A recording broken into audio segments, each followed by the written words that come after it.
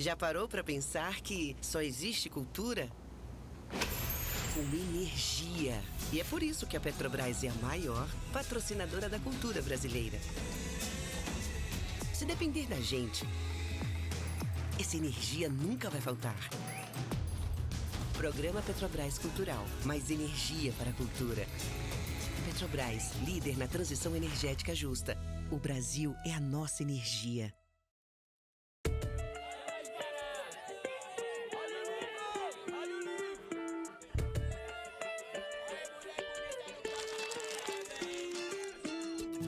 Sejam todos e todas bem-vindos à Feira do Livro 2025. A Feira do Livro é uma realização da Associação 451, da Maré Produções Culturais e do Ministério da Cultura por meio da Lei Rouanet, incentivo a projetos culturais. Apresentador exclusivo Petrobras. Patrocínio Prefeitura de São Paulo e Motiva por meio do seu instituto na categoria Prata, Itaú Unibanco na categoria Bronze. Apoio Instituto Ibirapitanga, Pinheiro Neto Advogados e Enjoei. Parceria institucional Mercado Livre Arena Pacaembu, Museu do Futebol e Secretaria da Cultura, Economia e Indústria Criativas do Estado de São Paulo. Secretaria Municipal de Esportes e Lazer, Secretaria Municipal da Pessoa com Deficiência, Biblioteca Mário de Andrade e Livraria da Travessa. Apoio institucional Embaixada da França no Brasil, Instituto Camões, Instituto Cervantes, Canada Council for the Arts, Acción Cultural Espanhola, Ernesto Tsirunik Advocacia, ETAD, Vagalume, Ecoar, Quiro, Inside by Meliá São Paulo e Genópolis, Bubu Restaurante e Ovo. Parceria de mídia, TV Brasil, Rádio Nacional de São Paulo, Folha de São Paulo, UOL, JCDecO, Revista Piauí e Publish News. Acompanhe a cobertura completa da Feira do Livro 2025 no site da revista 451. Acesse www.451.com.br e também nas nossas redes sociais, @Feira do Livro. Viva o livro brasileiro!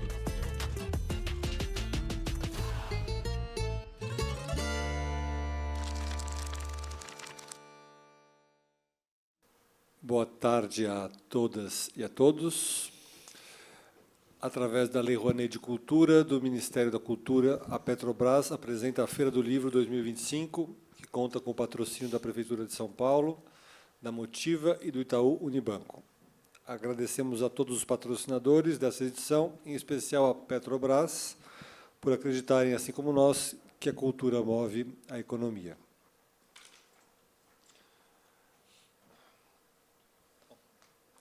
Novamente, bem-vindas e bem-vindos à mesa Eu Vim de Lá, que vai falar sobre narrativas da imigração armênia e japonesa para o Brasil, oficialmente a vida de famílias japonesas e armênias após emigrarem ao Brasil.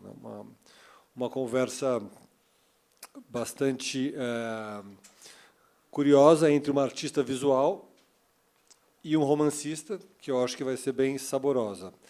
Cassiana, me corrija, por favor, se eu não pronunciar corretamente seu sobrenome. Cassiana Der Haroutionian. Ela é uma artista visual brasileira, de origem armênia, nascida em São Paulo em 1984. Sua produção é marcada pela relação afetiva com a ancestralidade e pela investigação de temas ligados à memória e à identidade. Cassiana é também cineasta, dirigiu 3 filmes com a Armênia como pano de fundo, entre eles o curta Cantos de um Livro Sagrado, co-dirigido com César Gananian, primo dela, e premiado como melhor curta nacional no Festival de Documentários É Tudo Verdade, em 2022. Cassiana não me falou, não colocou na biografia que ela me passou, mas eu vou falar. Ela foi editora de fotografia da revista Serafina, na Folha de São Paulo, que foi uma revista importante, talvez a última publicação periódica que trazia fotografia em papel de alta qualidade antes da transição para o digital. Mas todo fotógrafo, artista visual, lembra bem dessa revista. Ela acabou de lançar pela editora Tabla o livro Uma Ilha Chamada Armênia, ensaio visual com fotos que fez ao longo de 15 anos de viagens à Armênia, muitas viagens, e nesse livro ela entremeia a imagem com poemas de 7 poetas armênias. Oscar também me corrige se eu pronunciar alguma coisa errada. Oscar Nakasato. Oscar Nakasato. Estava errado aqui, por isso que eu fui checar. Oscar nasceu em Maringá, no Paraná, em 1963. É doutor em literatura brasileira pela Unesp e professor na professor de comunicação na Universidade Tecnológica Federal do Paraná. É autor de 3 romances, dos quais a gente vai falar de 2, que foi pelo menos os que eu li. Agora você me corrige estes nomes. Nihonjin, de 2011, que conta a saga de 3 gerações de uma família imigrante japonesa no estado de São Paulo, que recebeu o Prêmio Jabuti na categoria Romance Literário em 2012. Seu livro mais recente, Ojin-chan, foi lançado no ano passado e conta a vida de um professor da rede pública, descendente de imigrantes japoneses, que vê sua vida mudar com a chegada da aposentadoria aos 70 anos. Meu nome é Otávio Haddad Curi, o nome já diz, eu sou descendente de sírios e libaneses, é uma coincidência só isso, mas ajuda para poder entrevistá-los. Agradeço à Feira do Livro e à Editora Fósforo pelo convite para mediar essa conversa. 2 trabalhos diferentes, uma artista visual e um romancista. Um assunto em comum. Cassiana, em uma ilha chamada Armênia, volta para o território de origem, com sua subjetividade de imigrante no Brasil. Você sai daqui e vai para lá. Oscar cria suas narrativas naquilo que é japonês, mas está no Brasil. Em comum, ambos abordam o desterro, o estrangeiro, memória e a transformação da passagem do tempo.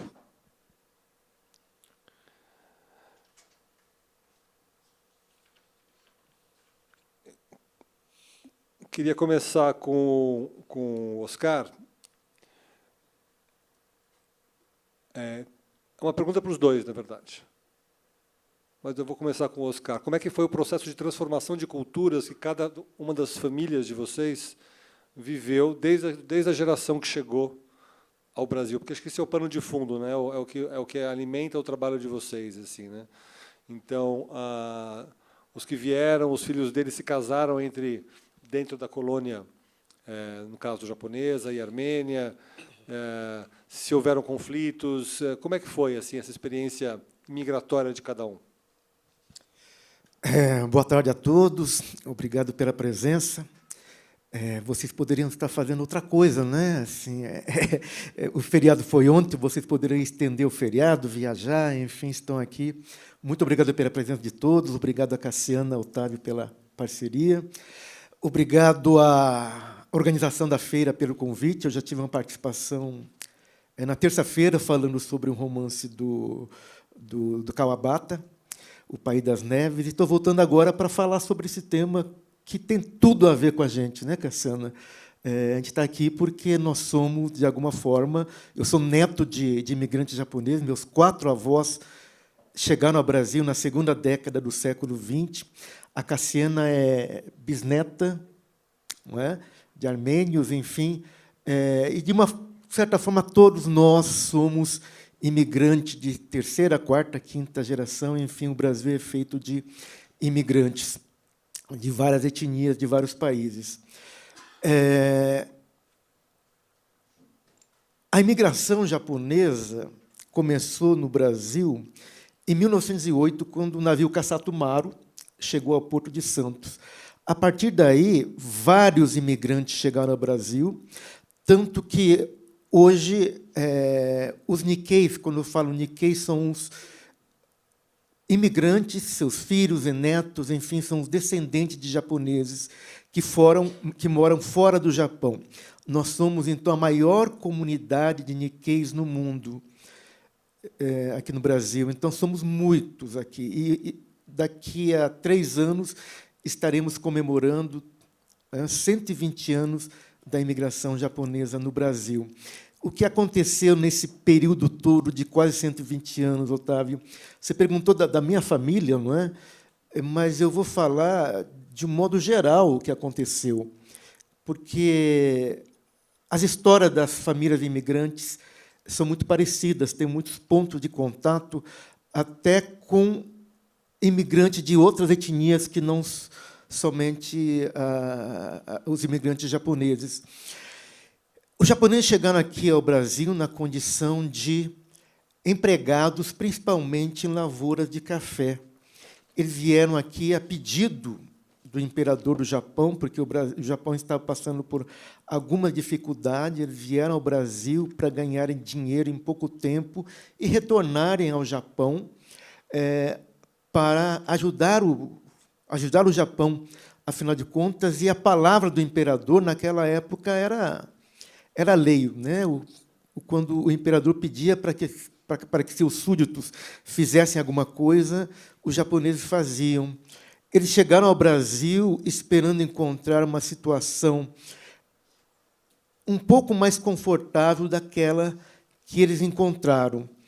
Eles começaram a trabalhar nas fazendas de café em regime de quase semi-escravidão, porque nas fazendas de café havia aqueles armazéns onde eles compravam praticamente tudo, né? Comida, tecido, enfim. Quando eles iam fazer a prestação de contas no final de cada temporada, após a colheita, muitas vezes eles estavam devendo, em vez de receber pelo trabalho, eles estavam devendo alguma coisa.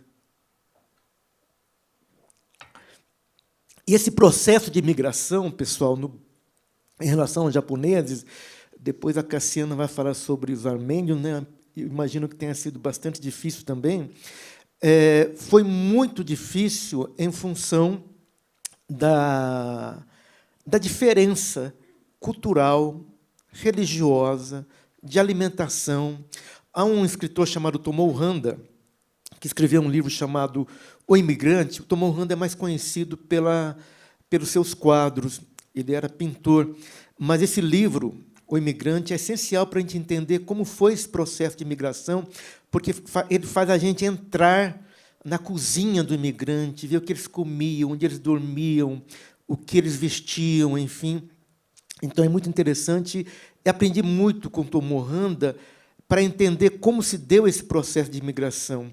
E o Tomoe Handa diz o seguinte, que é injusta a acusação que se faz ao imigrante japonês de que eles não se integraram à comunidade brasileira, que houve dificuldade de interação com os brasileiros.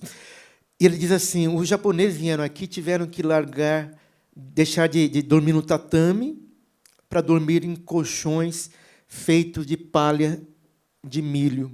Tiveram que deixar de comer o peixe para comer a carne gordurosa do porco, para ter energia para trabalharem nas fazendas de café. Tiveram que deixar o hashi para comer com garfo, com colher.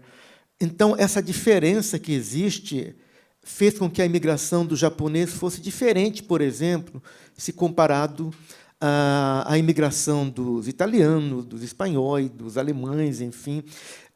Porque, afinal de contas, eles eram ocidentais, em grande parte eram cristãos. Os japoneses vieram aqui trazendo o budismo, o shintoísmo. O que é isso? Chegaram aqui, né, e eles passavam mal até comendo a comida que havia disponível para eles, mas acho que, principalmente, a língua dificultou bastante esse processo de imigração. E havia também bastante preconceito contra o japonês nesse período, porque tinha a ideia de que os japoneses se espalhavam pelo mundo para que o Japão pudesse expandir seus domínios territoriais.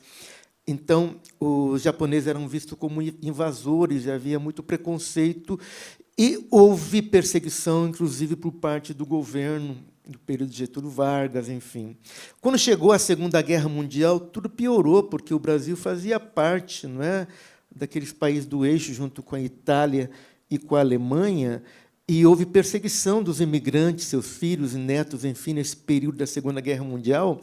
Mas eu acredito que o japonês tenha sofrido mais em função da sua característica física.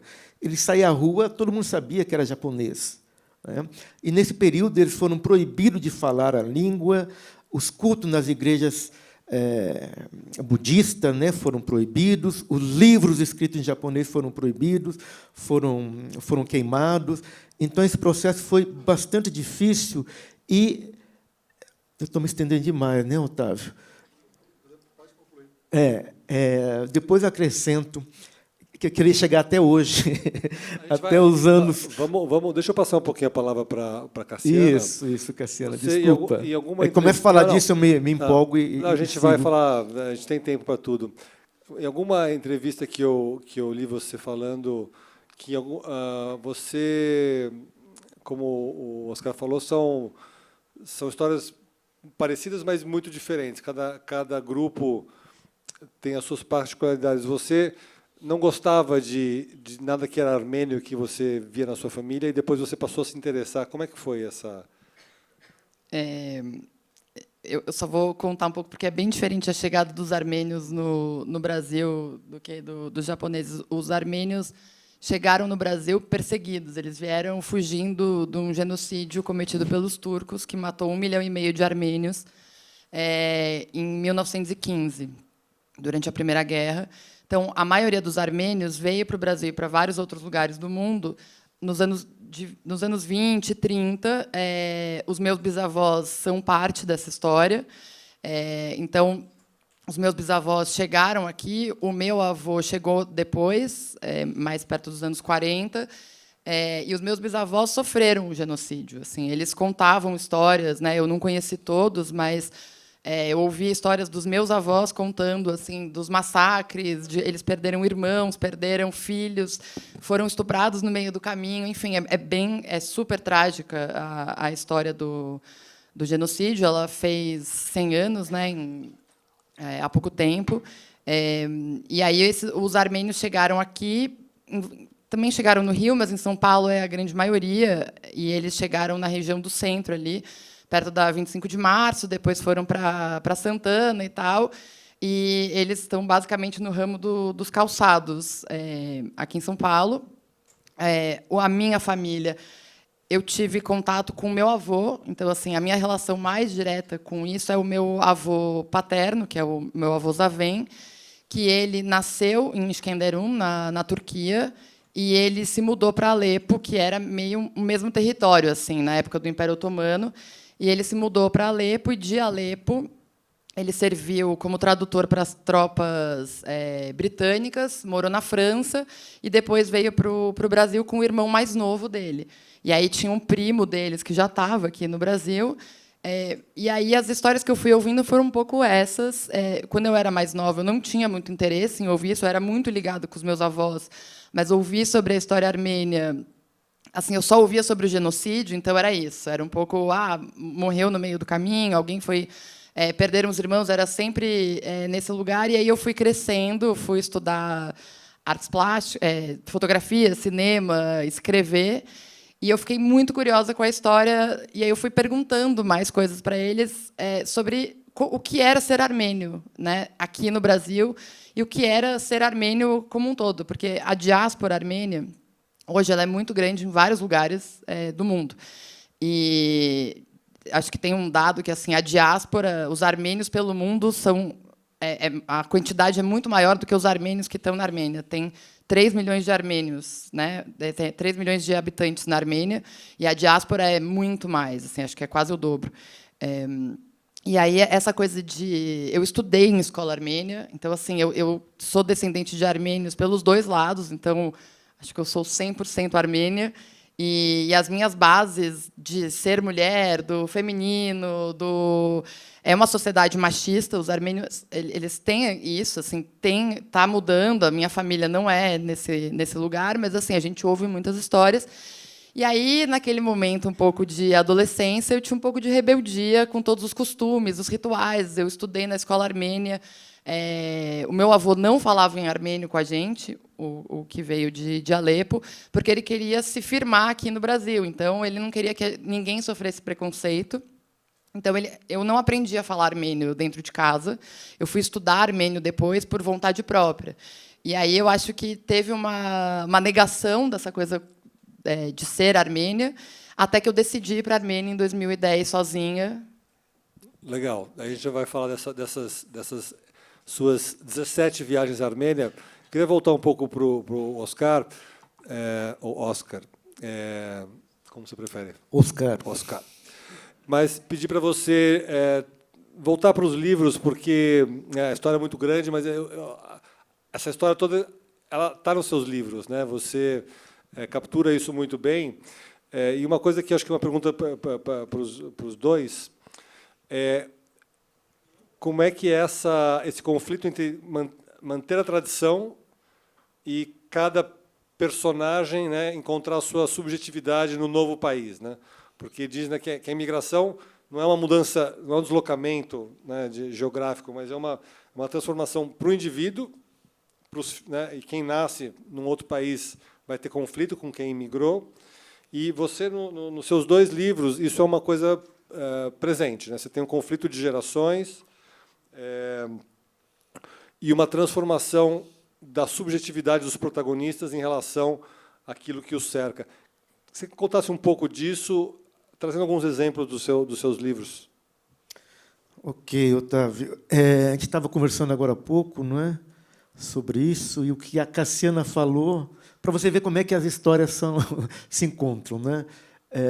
Eu também passei por um período de negação, que é bastante comum, um período da adolescência que eu não gostava de ser quem eu era, ou seja, eu não gostava de ser Nikkei. Inclusive, a pesquisa de doutorado que eu fiz sobre o personagem Nikkei, do qual surgiu o romance, foi em função desse débito que eu tinha com meus avós, enfim, com a comunidade nipo-brasileira.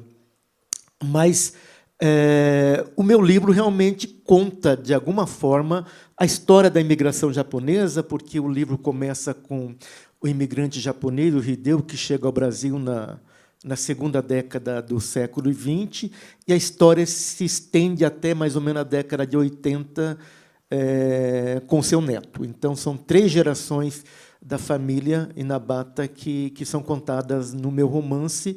E, passando a história por 3 gerações, o livro conta o que aconteceu com esses imigrantes nessas 3 gerações. Então, um período bastante curioso pelo qual eles passam é essa Segunda Guerra Mundial, em que houve essa perseguição, não é? E o que aconteceu após a Segunda Guerra Mundial, Otávio, para a gente entendendo, então, essa mudança que houve, que até você tinha perguntado no começo, né, como é que as gerações foram mudando, e como é que eu incorporei esses elementos da cultura japonesa através dos personagens no meu livro, e a subjetividade dos personagens de acordo com cada geração. Porque depois da Segunda Guerra Mundial, no primeiro momento, os japoneses eram, vamos dizer, discriminados. Houve outro momento em que eles foram perseguidos mesmo, na Segunda Guerra Mundial. E depois, principalmente a partir da década de 50, 60, os japoneses passaram a ser vistos como etnia modelo.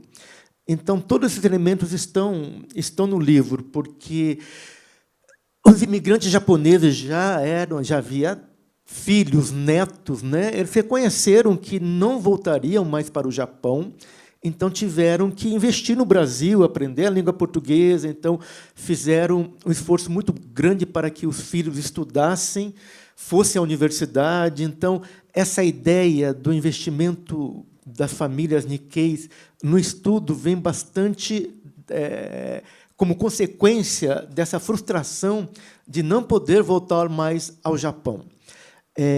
Então, a partir daí, se criou a ideia de uma etnia modelo. Os japoneses, não japoneses, enfim, mas os Nikkeis são aqueles que passam no vestibular. Vocês que são mais novos não sabem, mas havia umas piadas naquela época dos anos 70, né? Mate um japonês para passar no vestibular, alguma coisa assim, porque você via a lista de aprovados do vestibular, né? Nas principais universidades, USP, enfim, havia muitos sobrenomes japoneses. Não porque o japonês fosse mais inteligente, mas houve um esforço das famílias para que os japoneses se dedicassem aos estudos.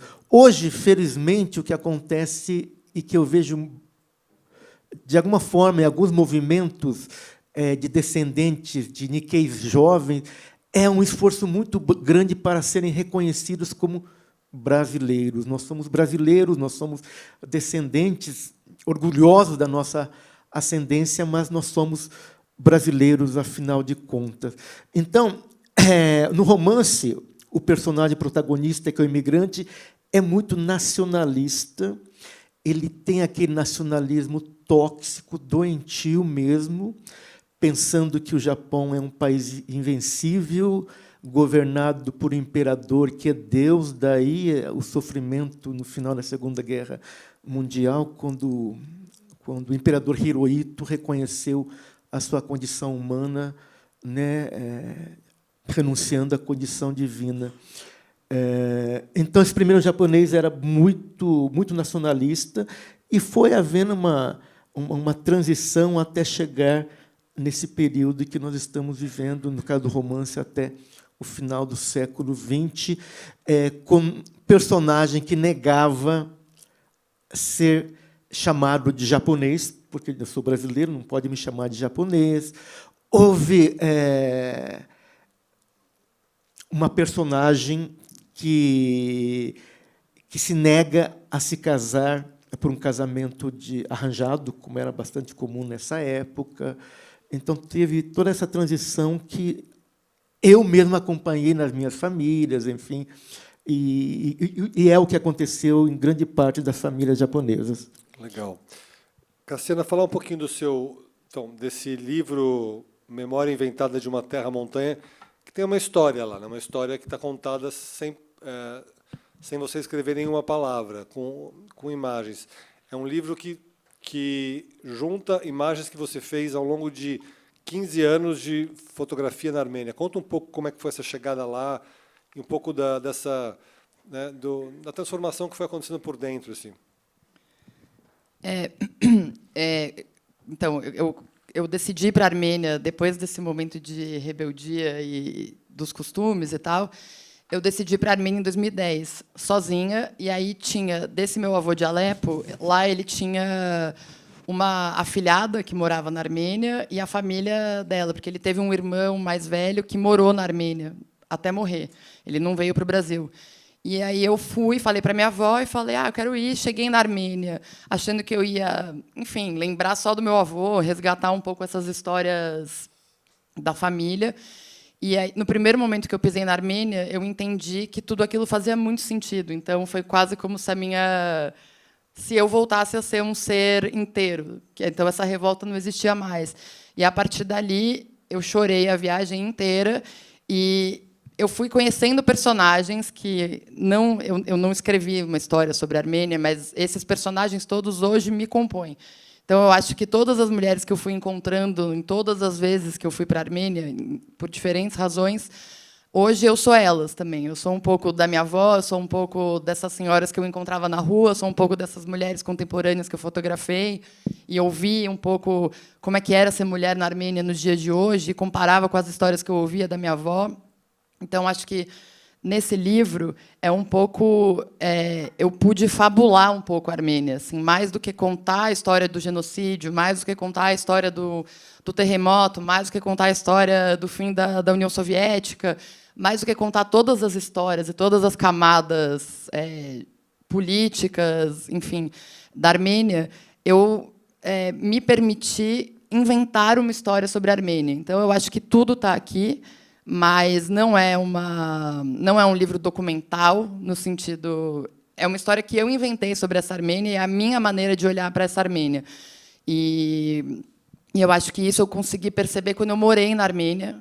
Então, acho que a mudança de chave, de poder fabular essa Armênia e criar uma Armênia que fizesse sentido para mim, como mulher, como descendentes, e um pouco dessa ancestralidade, né? Eu acho que foi quando eu morei na Armênia, que daí eu consegui me sentir um pouco dona desse território que eu chamei de Armênia para mim. E eu comecei a encontrar muitas armênias. É por isso que o livro chama uma ilha chamada Armênia. A Armênia é inteira fechada por montanhas. A Armênia não tem acesso ao mar hoje. Ela faz fronteira com Geórgia, Irã, Turquia. E, enfim, está perto da Rússia, faz fronteira com o Azerbaijão. Teve uma guerra há pouco tempo com o Azerbaijão, que a gente perdeu muitos territórios.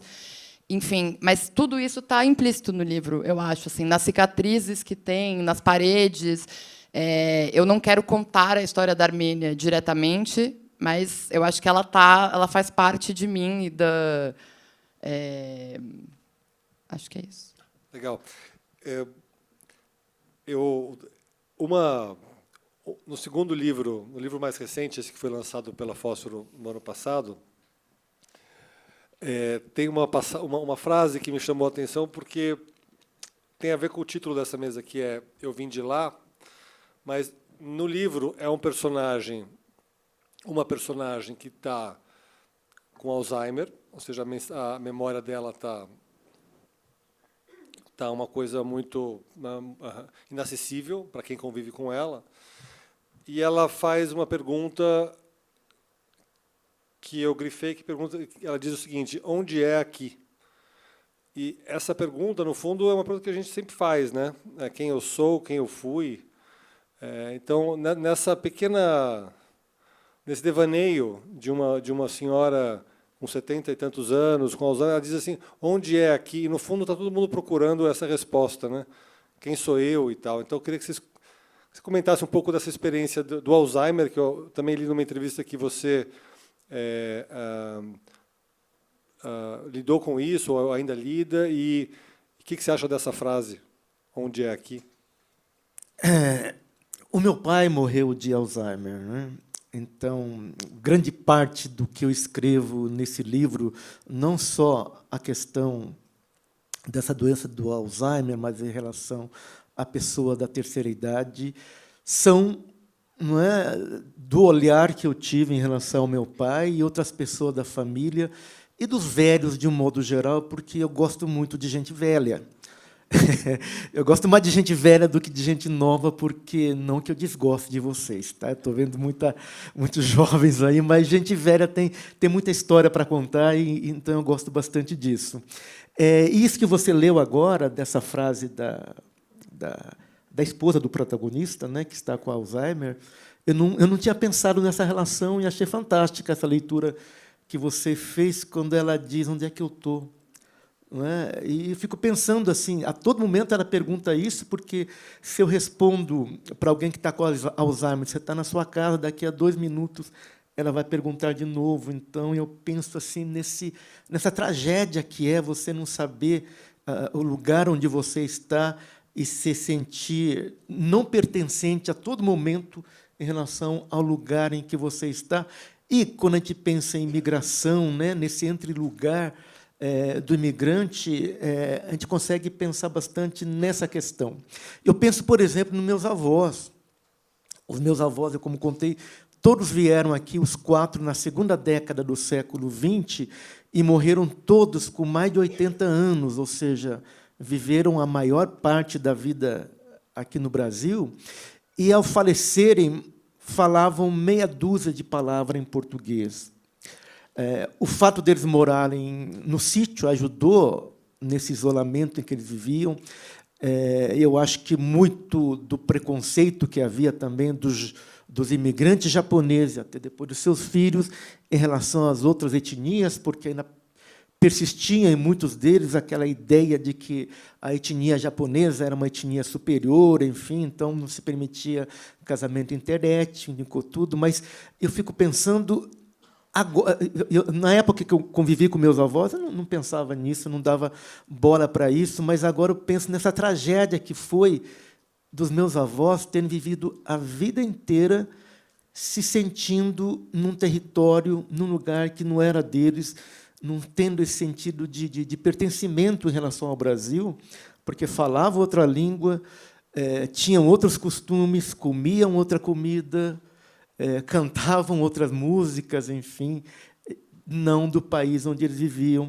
Os meus avós, por parte de pai, até retornaram ao Japão para fazerem, acho que 2 vezes, não é? Para visitarem, mas os meus avós, por parte de mãe, nunca conseguiram retornar ao Japão. Então, fico pensando nessa pergunta que você fez, na verdade, da personagem com Alzheimer, não é? De repente, os meus avós fizeram essa pergunta durante a vida inteira, né? Onde é que eu estou? Esse lugar não é meu. Onde é que... E você, Cassiana, onde é que... Lá, quando você estava lá, você se sentia mais lá? É difícil explicar isso, mas é um sentimento forte, né? Eu acho que tem a ver com o que eu falei antes, da primeira vez que eu pisei lá, que quando eu pisei naquela terra, Armênia, na terra mesmo, assim, eu cheguei na primeira montanha, eu me senti pertencendo a algo muito maior, assim. Então, essa coisa que eu falei de parecer que a minha identidade, eu consegui me apropriar de quem eu era em 2010, quando eu pisei na Armênia. Então, eu acho que essa coisa da ancestralidade, assim, quando eu voltei para o Brasil, eu voltei muito mais forte, porque eu voltei sabendo onde é que eu estava e que eu pertencia a uma coisa muito maior. E eu acho que é nessa conversa que eu sempre tinha com os meus avós, assim. Eu acho que os meus avós nasceram aqui, tirando o meu avô Zavém, né? E eu acho que, enfim, eles contavam essas memórias do genocídio, mas eles se sentiam daqui, assim. Eu acho que, mas para mim essa pergunta ela tem muito a ver comigo, assim, porque quando eu morei na Armênia, eu me senti completamente estrangeira. Então, eu acho que quando eu pisei lá a primeira vez, eu me senti pertencendo a algo muito maior.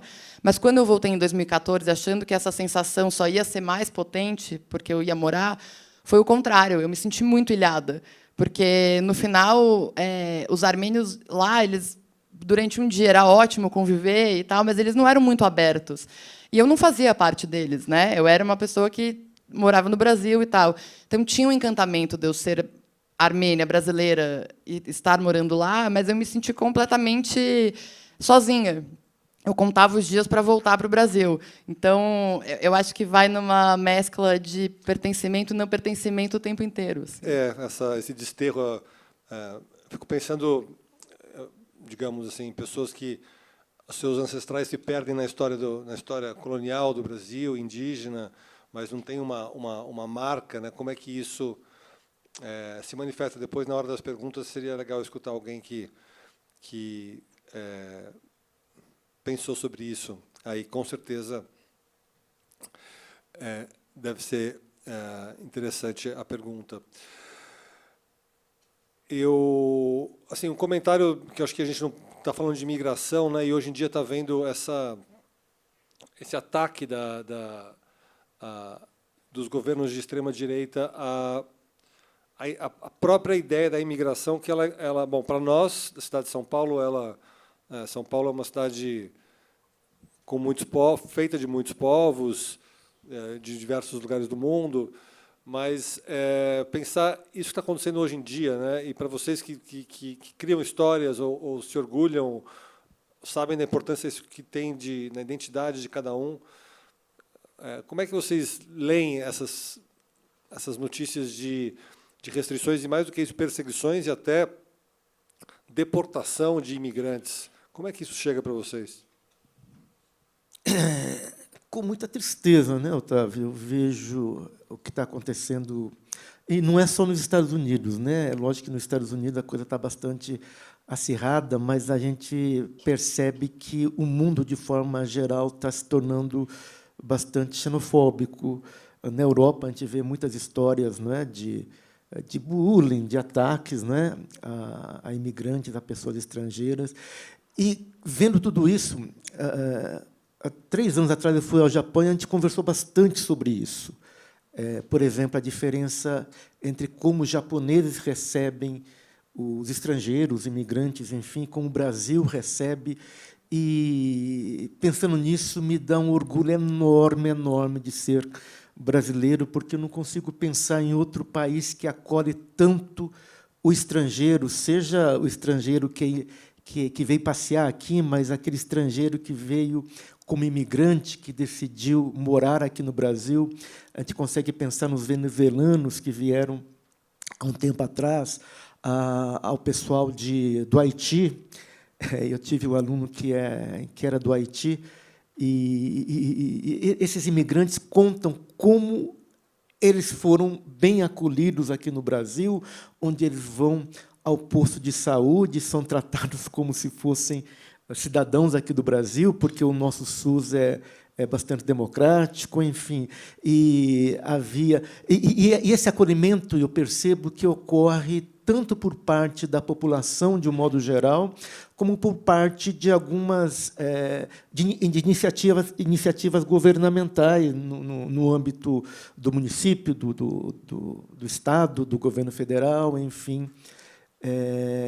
Eu não sei, eu acho que o mundo está se tornando bastante xenofóbico, sim, e o Brasil, com algumas exceções, não sei, felizmente vai na contramão dessa tendência. Quer comentar? Eu acho que eu tenho uma tendência sempre a olhar para esse lado do mundo onde está a Armênia, né? Então, me comove muito quando tem, enfim, tudo que está acontecendo agora, que a gente já sabe, todas as guerras, tudo que está... e é isso que o Oscar falou. Eu acho que o Brasil recebe muito bem. Assim, eu conheço algumas iniciativas importantes de diferentes comunidades, mas falando um pouco dá medo que está acontecendo. Acho que não é no mundo inteiro, e eu acho que os armênios sofreram muito isso agora, assim, essa coisa de... Hoje, os armênios têm mais de 100 mil refugiados que saíram de Nagorno-Karabakh, que foi um território que eles perderam uma guerra para o Azerbaijão. Então, tem 100 mil refugiados armênios.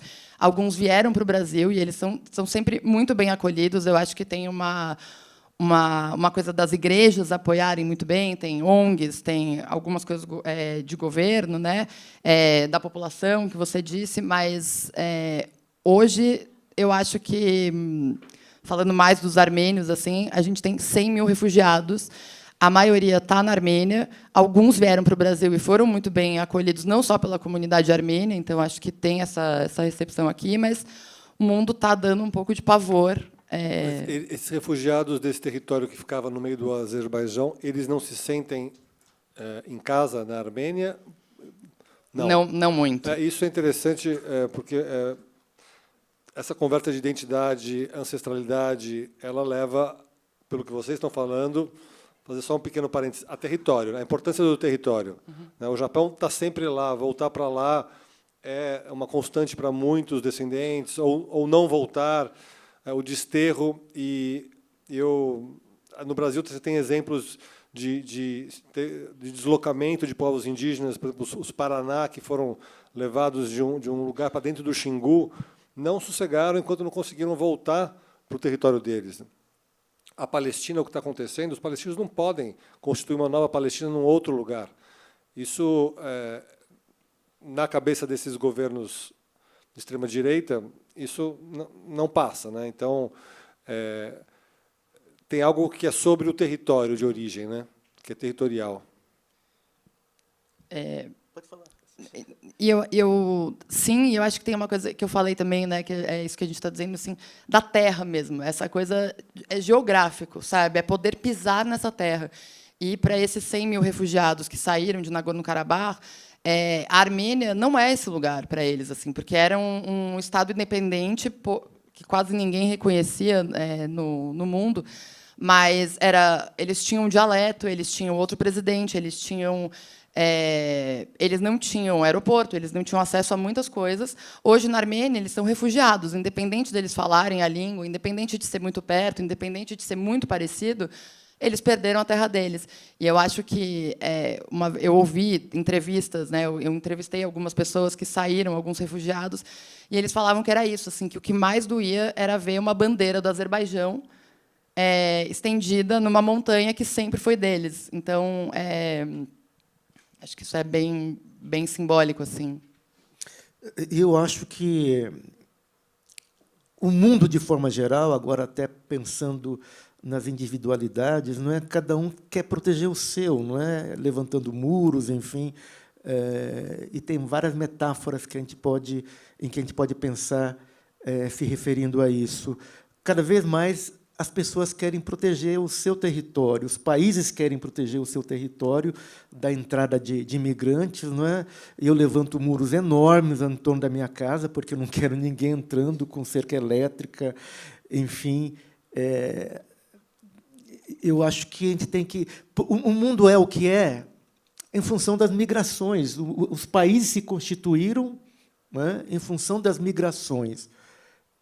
Então é difícil entender por que hoje está acontecendo essa rejeição tão grande, não só por parte dos governos, tá, por parte da população. A gente vê muitos conflitos, não é? Sem dúvida.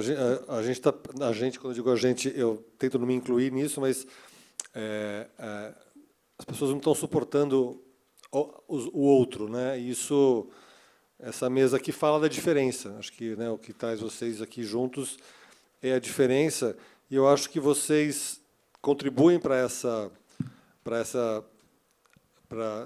discussão e para combater essa animosidade quando vocês quebram um pouco essa ideia de que ele é filho de imigrante, a imigração tem esse mito, né, como na libanesa, o mascate veio para cá, mascateou, e depois enriqueceu, enfim, conseguiu se estabelecer. Não foi fácil. Deixar um país não é fácil hoje em dia, não era fácil naquela época.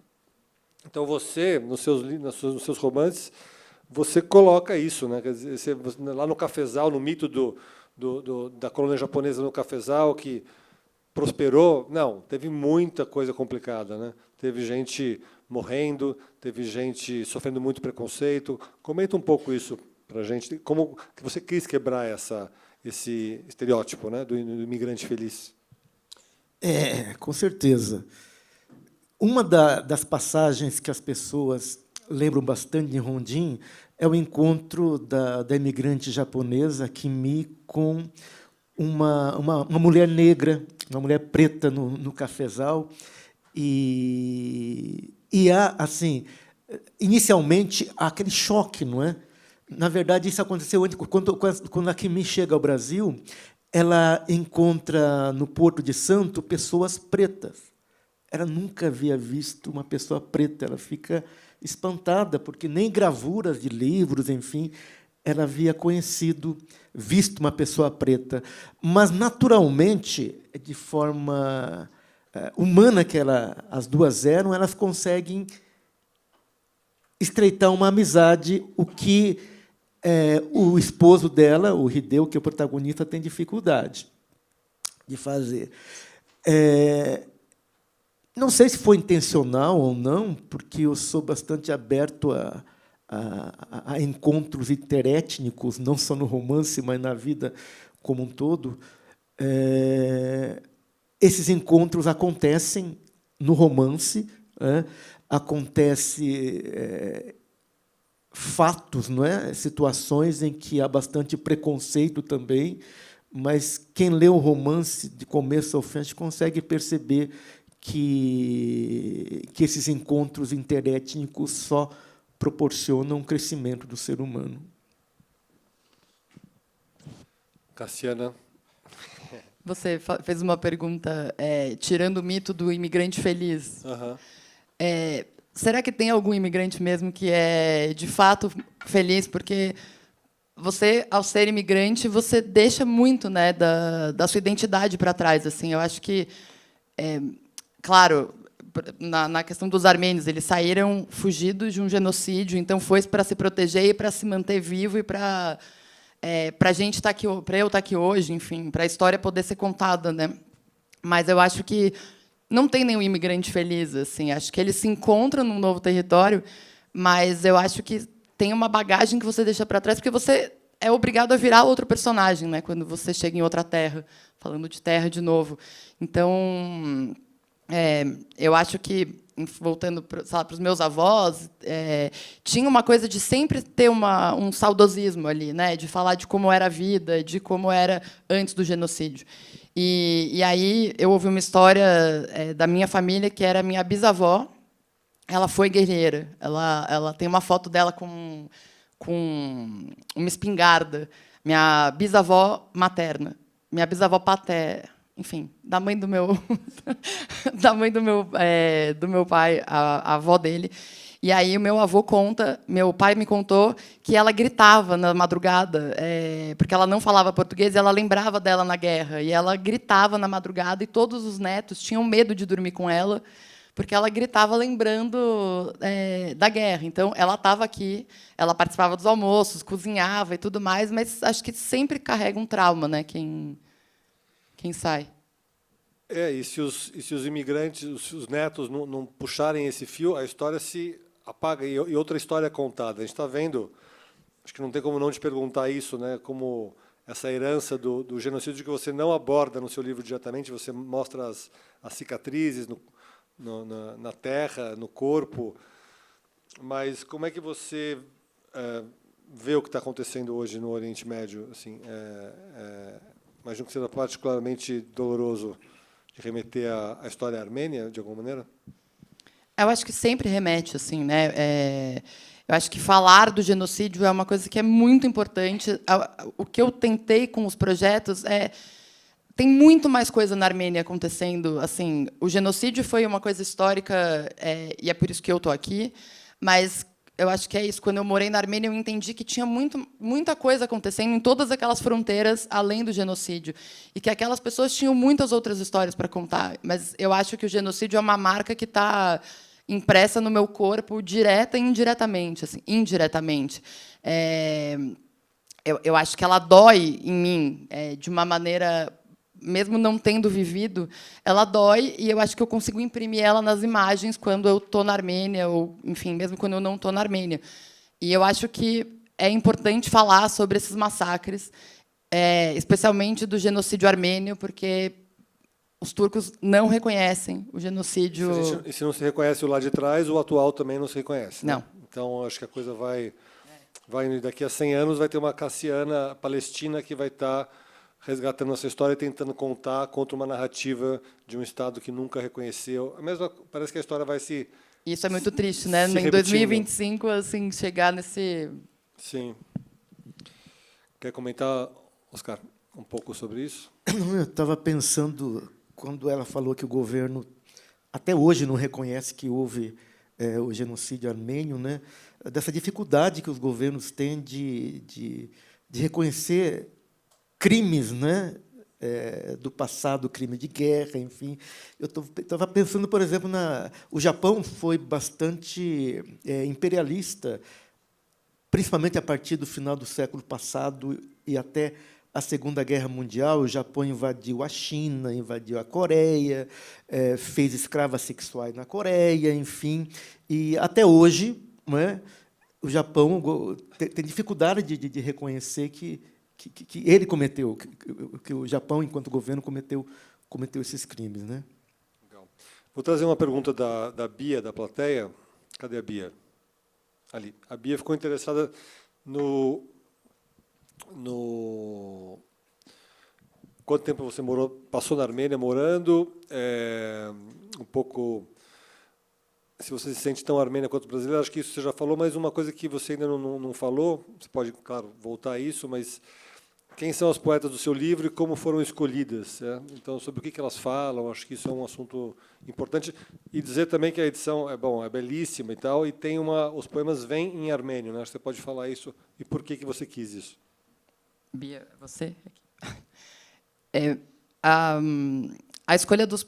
Eu morei 4 meses na Armênia, mas desde 2010 acho que eu já fui mais de 15 vezes e quero sempre voltar. Enfim, acho que abre e fecha feridas em mim. Assim, é um processo de cura também pisar na Armênia tantas vezes.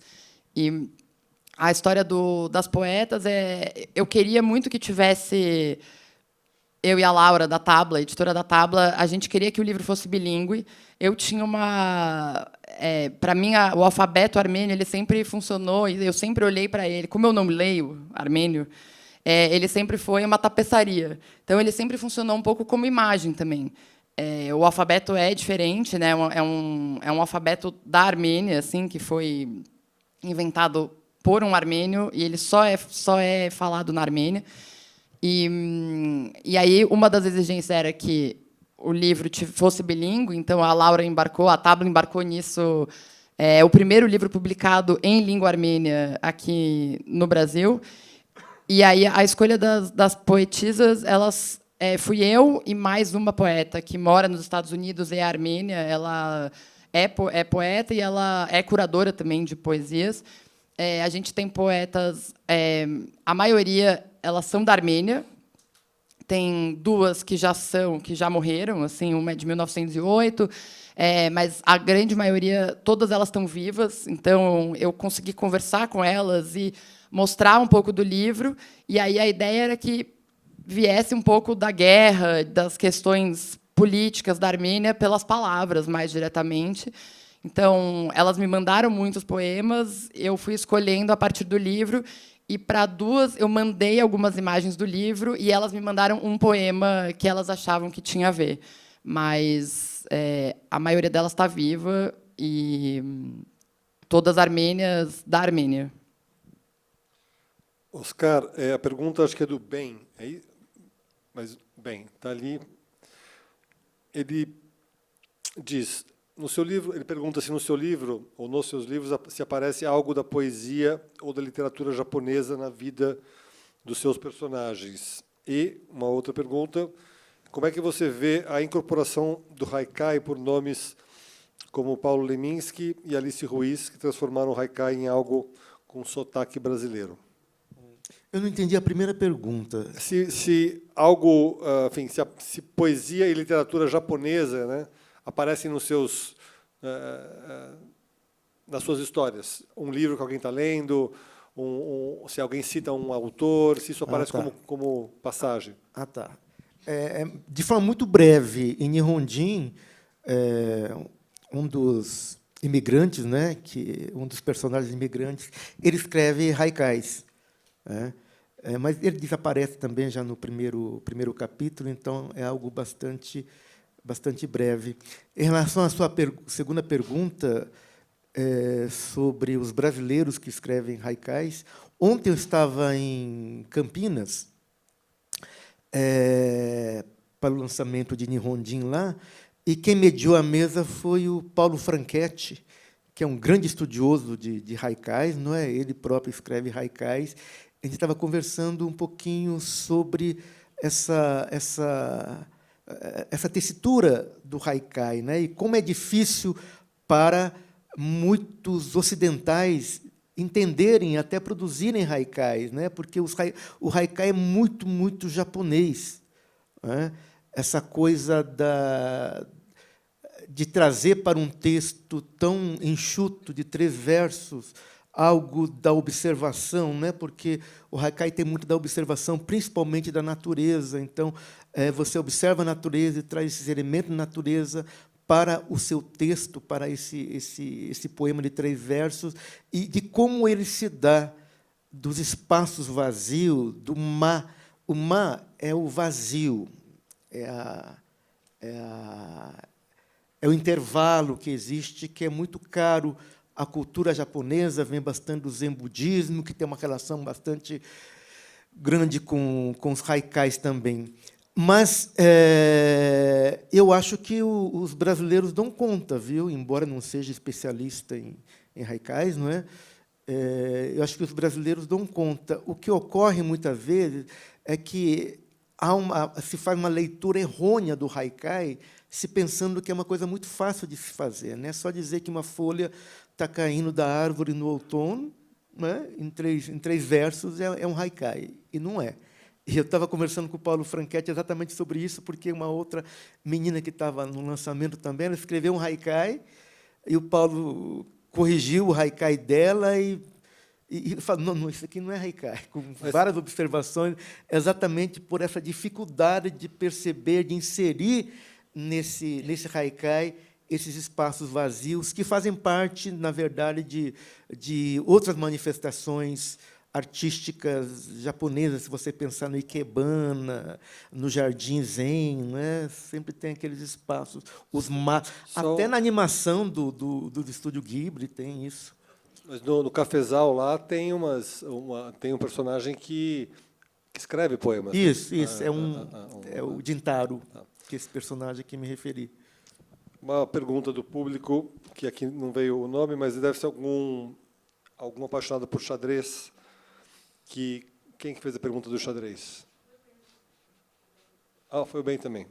O Ben, então, pergunta se você conhece o mestre Krikor, quer dizer o nome, você? Se você o conhece, brasileiro de origem armênia, grande enxadrezista, não sei se está certo dizer isso, e se você, por acaso, já fotografou pessoas jogando xadrez. O xadrez é uma coisa importante na Armênia? Tem o Tavli, que é importante na Armênia, que não é o xadrez, é o outro jogo de tabuleiro. Gamão. Gamão é uma coisa muito clássica na Armênia. Assim, você anda na rua, no centro de Yerevan, nas praças tem um grupo de homens jogando gamão assim, no meio da tarde, em vários lugares. Não conheço esse armênio, vou procurar saber, mas eu só lembrei de uma coisa do haikai, porque tem um livro de haikai do Abbas Kiarostami, que é iraniano, que é bem legal, assim. Então, saiu pela Ainé, né? Eu acho. Exato, faz um tempo já. Falando do Abbas, que bom que você trouxe isso, que eu estava com isso na cabeça, de perguntar um pouco sobre influências do cinema de cineastas armênios ou cineastas japoneses para vocês, assim, no dia a dia, que acabam influenciando o trabalho. Tem um filme clássico armênio, não sei se você conhece, que é A Cor. Pode comentar desse filme? Sim, tem um grande cineasta que é uma das minhas grandes referências, que é o Sergei Parajanov, e também ele tem uma direção de arte que é maravilhosa. Assim, eu que venho da coisa da imagem, ele tem a fotografia, a direção de arte é absurda. Acho que todo mundo que vai para as artes acaba bebendo um pouco das referências do Parajanov. Tem um outro diretor que eu adoro, que é eu esqueci o primeiro nome, mas é o Pelestian, que ele é muito mais de montagem. Ele faz a montagem dele é maravilhosa, então ele usa bastante imagem de arquivo para contar histórias de guerras, histórias importantes, numa avalanche de imagens. Mas aconteceu uma coisa aqui na Feira do Livro, assim que eu cheguei agora. Eu fui procurar o livro do sírio, que vai ter até um bate-papo hoje às 5 da tarde com um poeta sírio, que eu não vou lembrar o nome dele agora, e eu fui para querer comprar o livro. E aí eu cheguei na editora, que está lá na mesa das editoras, e aí comecei a conversar com acho que ela é uma das donas da editora, que está publicando o livro dele, e aí ela viu meu nome no crachá e falou: você é armênia, eu vi que vai ter a mesa. E aí ela falou: eu vou fazer uma mostra de cinema do leste europeu e vai ter uma armênia. E aí ela, que chama Maria Saakian, e ela é uma das minhas grandes referências. Eu fotografei ela para o meu projeto das mulheres. Enfim, ela vai passar no cinema, vai passar o filme dela, que chama O Farol, na semana que vem, parece, no Cine Sesc. E então ela é uma grande referência. Assim, ela é uma mulher armênia e ela morou na Rússia. E ela foi uma das minhas grandes influências, assim, para ir morar na Armênia. Então, ela, e tem alguns outros, mas esses são os principais. Legal. Oscar? Eu acho uma pena que o cinema japonês não chegue aqui no Brasil com muita força, porque o Japão produz filmes assim belíssimos, né? e que são elogiados no mundo inteiro. O Akira Kurosawa, por exemplo, de quem eu gosto muito, muito, muito, não sou eu. O George Lucas adora o Akira Kurosawa. O Spielberg fala sempre do Akira Kurosawa, né, como mestre do cinema. Tem o Yasujiro Ozu, de quem eu gosto muito também, que ele tem uma outra linha, né, de produção, embora, quando a gente pensa em Akira Kurosawa, a gente pensa só nos épicos, nos filmes épicos dele, né, mas ele tem alguns filmes também que conta cotidiano de algumas famílias. Tem um filme belíssimo dele que fala sobre um professor de alemão, um japonês que é professor de alemão, e eu me identifico muito porque eu sou professor também. E tem outros, tem os mais contemporâneos, né, Koreda, enfim. O Japão produz filmes muito, muito bons e chegam aqui com pouca repercussão, assim, né? Nos cinemas, por exemplo, a gente não vê, a gente só vê nos streaming. E ganha prêmios, né? O cinema japonês tem ganhado prêmios. Ganhou o prêmio de melhor filme estrangeiro, eu acho que ano retrasado a gente ganhou, na década de 90 também ganhou, só que, infelizmente, as pessoas não conhecem. O pessoal só quer saber de dorama agora, né? E as pessoas nem sabem que dorama, na verdade, vem do japonês. Hoje em dia, quer dizer, as pessoas veem os doramas e não sabem se é dorama coreano ou se é dorama japonês e assistem japonês como se fosse coreano ou vice-versa. Mas, de modo geral, o que faz bastante sucesso no Brasil hoje são os doramas coreanos. Só que o dorama, a palavra dorama é do japonês, né, que vem de drama, né, como no japonês não tem esse encontro consonantal, sempre tem que colocar uma vogal no meio, ficou dorama. Então, o dorama inicialmente é japonês, né? E até houve uma briga esse tempo atrás, porque o dicionário da Academia Brasileira de Letras, né, eles sempre vão incorporando palavras novas ao vocabulário da língua portuguesa, e acho que uns 2 anos atrás eles incorporaram dorama. Dorama, né? Aí dorama, que é da Coreia, dorama, que é das novelas coreanas. Não, o dorama é originalmente daquelas novelas, daquelas séries japonesas, que a Coreia copiou o nome, né? Bom, pegando o gancho do cinema, na literatura tem algum autor... Bom, acho que no caso do Oscar, imagino que no Japão muitos títulos são traduzidos, né? Mas começar pela Cassiana, se tem algum autor traduzido para o Brasil, ficção ou não ficção, que você sabe dizer? Não, traduzido para o Brasil, não. Eu acho que está rolando alguma conversa de publicar algum livro traduzido pela Tabla, mais um armênio, para abrir o catálogo da Tabla. Eu fui descobrindo muitas poetas. Eu adoro poesia, então, como a literatura era muito difícil de chegar... Quando eu fui para a Armênia, eu achei vários livros, mas tem quase nenhum que eu tinha visto ali era traduzido, nem para o inglês, então... acho que minhas referências são muito mais do cinema e da poesia, e muitas delas são essas que estão publicadas, que eu fui descobrindo em livros, em algumas idas para a Armênia. Assim. Legal. Oscar? Bom, diferentemente do cinema, eu acho que a literatura japonesa aqui no Brasil vai muito bem, obrigado. Estão chegando muitos títulos da literatura japonesa aqui no Brasil. Até pouco tempo atrás era só a Estação Liberdade que publicava livro da literatura japonesa, né? E hoje não, tem muitas editoras que estão se interessando. E hoje há um grupo razoavelmente grande de tradutores que fazem tradução direta do japonês. Até 30 anos atrás, mais ou menos, até menos, talvez 20, os livros japoneses que eram publicados aqui no Brasil passavam pela língua francesa ou pela língua inglesa, e hoje não. Praticamente todos os títulos são traduzidos diretamente do japonês, e não só por descendente de japoneses. Tá? Tem muitas pessoas que não têm ascendência japonesa e fizeram um curso de letras japonês e estão traduzindo, e está muito bacana isso. Legal. Estão chegando muitos títulos. A gente tem alguns minutos. Alguém quer fazer uma pergunta assim, a plenos pulmões?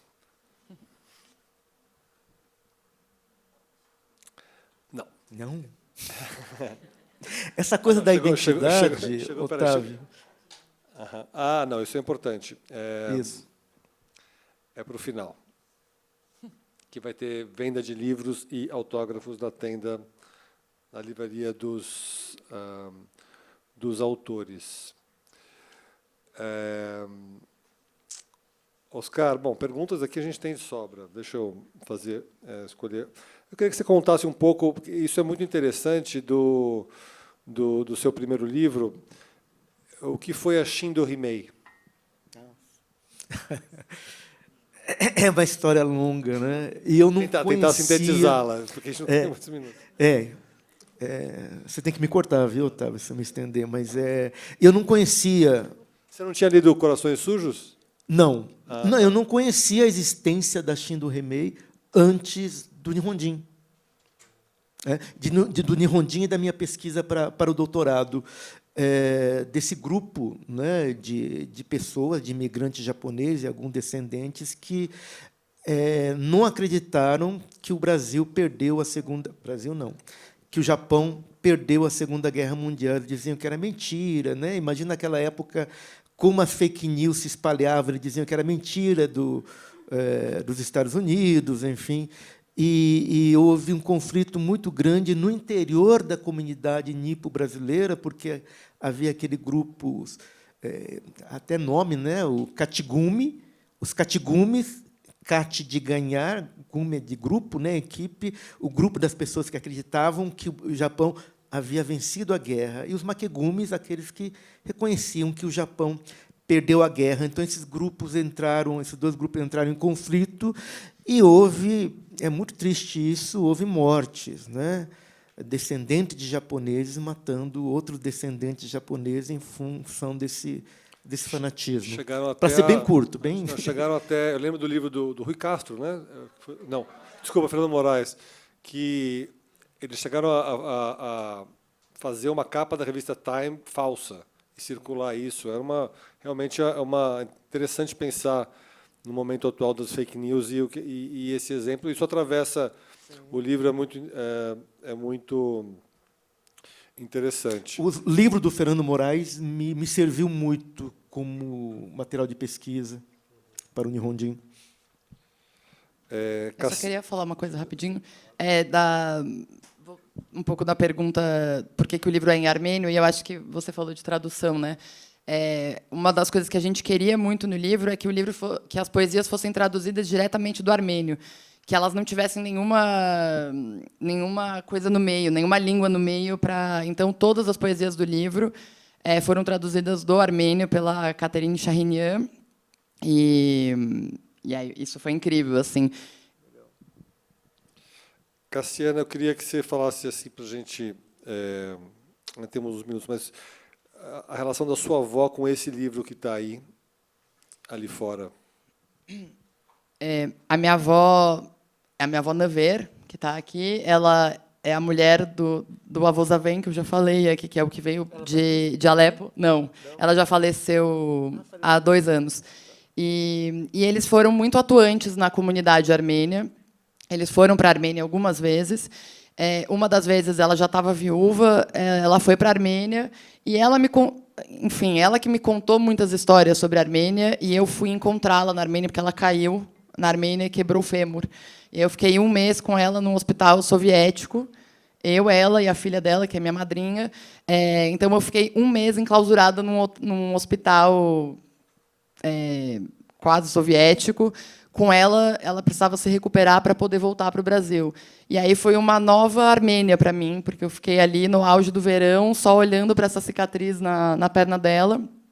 E aí, enfim, eu já fotografei muito ela e todos os meus avós, e fotografei ela no caixão, fotografei ela sendo trocada pelas minhas tias assim que ela tinha falecido. Eu pedi licença para os filhos, né, para o meu pai e para os irmãos dele. Então, eu tenho uma relação de imagem com ela. Eu fotografei ela nua, segurando o peitinho e achando o máximo segurar o peito dela, muito pouco antes dela falecer. Então, eu tenho imagens da minha avó em diferentes situações. E Aí, quando eu consegui fotografar a cicatriz dela do fêmur, aberta e fechada, foi a grande virada da curadora. Assim, ela falou: isso precisa estar no livro, porque se conecta com todas as outras cicatrizes. Eu concordo, que é uma imagem, quando eu penso no livro, me vem muito essa imagem na cabeça. Bom, fica aí, já, então, acho que a Tábula já está preparando esse livro sobre a sua avó. E só falar um pouquinho, continuar com a Cassiana, sobre você teve lá na Revolução de veludo. De veludo. Foi uma revolução, só para um pequeno resumo, a Armênia foi digamos, fez parte da União Soviética até 91, conseguiu a independência. Em 2018, teve esse movimento que ficou conhecido como a Revolução de Veludo, que acho que tem esse nome porque faz alusão a uma outra revolução em que não foi disparado quase nenhum tiro, mas que você fez esse filme, que foi premiado, não é tudo verdade. Se contasse um pouquinho dessa experiência. Você esteve lá durante os dias da Revolução? Não, a Revolução aconteceu em abril de 2018. Eu cheguei na Armênia para passar férias em julho de 2018, então isso estava muito fervoroso ali. E assim como todos os meus projetos relacionados à Armênia, eu voltei de lá, liguei para o César e falei: César, vamos fazer um filme sobre a Revolução? E aí, enfim, daí a gente começou a entender como fazer esse filme, sendo brasileiro e não tendo vivido a Revolução. E acho que a gente conseguiu. Mas foi assim, eu ouvi bastante sobre a Revolução, a gente acompanhou aqui por algumas imagens, e aí tinha isso, não teve muito sangue derramado e teve muita dança. Os armênios dançavam muito durante a Revolução, nas ruas, todo mundo foi para as ruas, as casas ficaram vazias. Então, isso é uma das coisas que tem no filme também. Bom, a gente tem 1 minuto e 28 segundos, segundo o meu negócio. Se o Oscar quer fazer um último comentário, Cassiana também. Não, eu só queria agradecer, porque eu já entrei na pergunta no começo. Eu queria só agradecer à Feira do Livro pelo convite. Otávio, obrigada. O Otávio fez a resenha do meu livro, que vai sair impresso na 451 de julho, mas já está online e foi incrível. Muito obrigada. Obrigada, Vitor, meu companheiro, que está sempre me apoiando e está aqui. Obrigada à Tábula por ter entrado nesse projeto de cabeça e mergulhar e ser o primeiro livro armênio do catálogo da Tábula. É isso. Obrigada a todo mundo que está aqui numa sexta-feira de feriado. Oscar? Eu também quero reiterar os meus agradecimentos a vocês que vieram aqui. Eu vejo algumas caras conhecidas quando eu estou em uma palestra, enfim, fico procurando para ver se eu vejo alguma cara conhecida. E essa coisa da identidade, não é? Ontem eu estava lá em Campinas, não tem como, né? Eu fico procurando uma cara parecida com a minha, e lá não tinha, não conseguia ver.